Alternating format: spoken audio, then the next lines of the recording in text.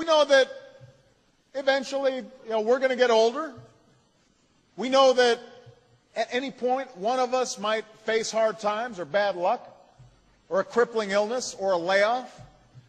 And the idea that together we build this safety net, this base of support, that allows all of us to take risks and to try new things and maybe get a new job because we know that there's this base that we can rely on. So these investments in things like education and research and healthcare, they haven't been made as some grand scheme to redistribute wealth from one group to another. This is not some socialist dream. They have been made by Democrats and Republicans for generations because they benefit all of us and they lead to strong and durable economic growth. That's why we've made these investments. But understand,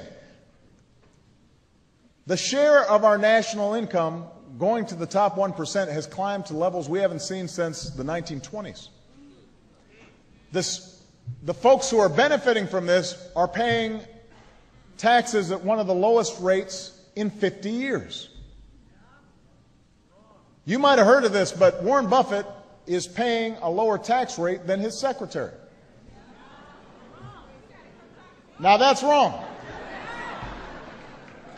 That's not fair. And so we've got to choose which direction we want this country to go in. Do we want to keep giving those tax breaks to folks like me who don't need them, or to give them to Warren Buffett? He definitely doesn't need them. Or Bill Gates, he's already said, I don't need them. Or do we want to keep investing in those things that keep our economy growing and keep us secure? That's the choice. And Florida, I've told you where I stand. So now it's time for members of Congress to tell you where they stand.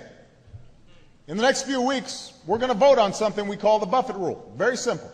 If you make more than $1 million a year, now I'm not saying you have $1 million, right? I'm not saying you saved up, all your money and you made smart investments and now you've got your nest egg and you're preparing for retirement. I'm saying you're bringing in $1 million or more a year.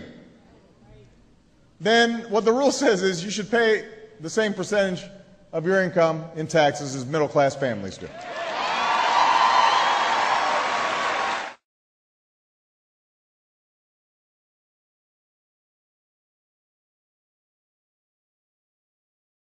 You have, however, said you would favor an increase in the capital gains tax. As a matter of fact, you said on CNBC, and I quote, I certainly would not go above what existed under Bill Clinton, which was 28%. It's now 15%. That's almost a doubling if you went to 28%. But actually, Bill Clinton in 1997 signed legislation that dropped the capital gains tax to 20%. Right. And George Bush has taken it down to 15%. Right. And in each instance, when the rate dropped, revenues from the tax increased. The government took in more money. And in the 1980s, when the tax was increased to 28%, the revenues went down. So why raise it at all, especially given the fact that 100 million people in this country own stock and would be affected? Well, Charlie, what I've said is that I would look at raising the capital gains tax for purposes of fairness. Part of what has happened is that those who are able to work the stock market and amass huge fortunes on capital gains are paying a lower tax rate than their secretaries. That's not fair. And what I want is not oppressive taxation. I want businesses to thrive, and I want people to be rewarded for their success. But what I also want to make sure is that our tax system is fair, and that we are able to finance health care for Americans who currently don't have it, and that we're able to invest in our infrastructure and invest in our schools. And you can't do that for free, and you can't take out a credit card from the Bank of China in the name of our children and our grandchildren and then say that you're cutting taxes, which is essentially what John McCain has been talking about. And that is irresponsible. I believe in the principle that you pay as you go. And you don't propose tax cuts unless you are closing other tax breaks for individuals, and you don't increase spending unless you're eliminating some spending or you're finding some new revenue.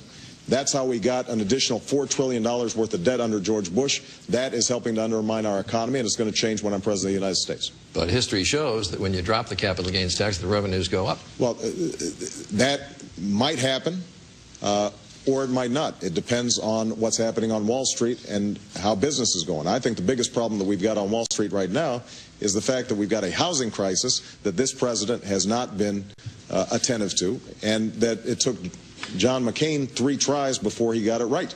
And if we can stabilize that market and we can get credit flowing again, then I think we'll see stocks do well.